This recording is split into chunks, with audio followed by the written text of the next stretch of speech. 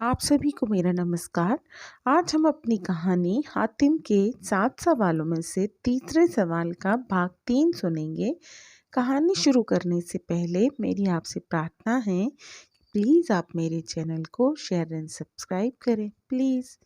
चलिए शुरू करते हैं भाग 3।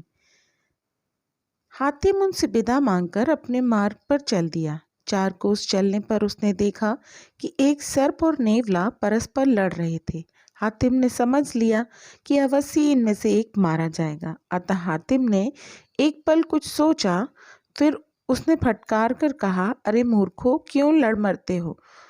यह सुनते ही वह दोनों अलग अलग हो गए। सर्प बोला, इसने मेरे पिता का वध किया है, इसीलिए मैं इसे जीवित नहीं छोड़ूंगा। तब नेवला भी बोला, मैंने इसके पिता को मार दिया और आज इसे भी मार डालूंगा, क्योंकि मैं इसकी बहन से शादी करना चाहता हूँ। इसमें यह बाधक है, मैं भूखा भी हूँ, इसीलिए इसे अवश्य मारूंगा। यह सुनकर हातिम ने कहा, हे नेवले, तू भूखा है तो मेरे शरीर के मांस से अपनी भूख मिटा ले, और हे सर्प, तू अपने बाप का बदला चाहता है तो मुझे मार कर दे। तब नेवले ने कहा, अच्छा ला, तू अपने शरीर का मांस दे। हातिम ने पूछा, बोल, कहाँ का मांस चाहता है? नेवला बोला, मैं तेरे गले का मांस चाहता हूँ। इतना सुनते ही जब हातिम ने छुरी से अपने गले का मांस काटना चाहा, तो नेवले ने तड़प कर कहा, ठहर भाई, ऐसा मत कर, मैंने तेरा इम्तिहान लिया था, धन्य है तू, बड़ा परोपकारी है। यह कह नेवला झट से मनुष्य बन गया। कुछ देर के बाद सर्प भी मनुष्य रूप में आ गया। हातिम ने सर्प से कहा, क्यों भाई, उसके साथ अपनी बहन का विवाह करने में तेरा क्या बिगड़ता है? यदि यह अपनी बहन को मेरी पत्नी बना दे तो मैं भी इसे अपनी बहन का पति मान लूंगा। तब नेवले ने कहा, मैं तो अपनी बहन का विवाह इसके साथ कर दूं, पर मेरे पिता अभी जीवित हैं, वह राजी नहीं है। नेवले की यह बात सुनकर हातिम बोला, तू मुझे अपने पिता के पास ले चल, मैं उन्हें समझा बुझाकर ठीक मार्ग पर ले आऊंगा। अब नेवला बड़ा प्रसन्न हुआ और हातिम को अपने शहर की ओर ले कर चल दिया। जब शहर के निकट पहुंचा तो वहां उन्हें बहुत से जिन्न मिले। नेवले ने उनसे कहा, इस मुसाफिर को मेरे पिता के पास पहुंचा दो।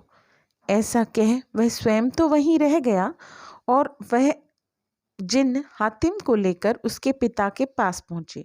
उसके पिता ने हातिम से पूछा, हे मनुष्य, तू यहाँ क्यों आया है? हातिम ने कहा, हे जिन्नों के बादशाह, मैं कुछ भलाई करने आया हूँ। अरे मनुष्य, तू जिन्नों के साथ क्या भलाई कर सकता है? तब हातिम बोला, लगता है तुझे अपना बेटा प्यारा नहीं है और तू उसका जीवन मिटाना चाहता है। देख, आज मैं उसे नहीं बचाता तो तेरे बेटे की कुशल नहीं थी। यह सुनकर बादशाह घबरा गया और बोला, भाई, मुझे तो अपना बेटा प्राणों से भी अधिक प्रिय है। वह मेरा इकलौता पुत्र है, मैं तो उसके बिना जीवित ही नहीं रह सकता। तब हातिम ने समझाया कि अगर तू अपने पुत्र को जीवित देखना चाहता है तो मेरी बात मान, अन्यथा वह आज कल में ही मारा जाएगा। जिन्नों के बादशाह ने कहा, अच्छा भाई, जो तू कहेगा मैं वही करूँगा, परंतु मेरे पुत्र के प्राणों की रक्षा हो जाए। बोल, तेरी क्या इच्छा है? हातिम समझाने लगा, तेरे पुत्र ने जिसके पिता का वध किया है वह तेरे पुत्र को मारे बिना नहीं छोड़ेगा। आज जंगल में वह उसे मार ही देता, पर तेरे और तेरे पुत्र के भाग्य से मैं वहां पहुंच गया और मैंने उसके पंजे से उसे छुड़ा लिया। लड़ाई की जड़ यह है कि वह तेरी बेटी से विवाह करना चाहता है और तेरा पुत्र उसकी बहन का पति बनना चाहता है। इसीलिए दोनों का विवाह परस्पर एक दूसरे की बहन से हो जाए तो सारा झगड़ा ही मिट जाए, दोनों विरोधियों में मित्रता हो जाएगी। यह सब तेरे हाथ में है। जिन्नों के बादशाह, जिसका नाम हूस था, ने हातिम की बात मान ली और तत्काल ही अपनी बेटी का विवाह सर्परूप जिन्न के साथ कर दिया। यह देख अति प्रसन्न होकर उस सर्परूप जिन्न ने भी अपनी बहन का विवाह बादशाह के बेटे से रचा दिया। अब दोनों की आपसी रंजिश मिट गई। यह सब होने के बाद हातिम ने बादशाह से चलने की आज्ञा मांगी। बादशाह हूज ने उसे एक डंडा देकर कहा, इस डंडे को ले जा, क्योंकि इसमें कई गुण हैं। पहला, कोई सर्प या बिच्छू काट जाए तो उसका विष नहीं चढ़ेगा। दूसरा, इसको सिर पर रख ले तो आग में भी नहीं जलेगा। तीसरा, यह डंडा पास रहे तो किसी का जादू ऊपर नहीं चलेगा। चौथा, गहरी नदी राह में पड़े तो इस पर सवार हो जाओ, यह पार करा देगा।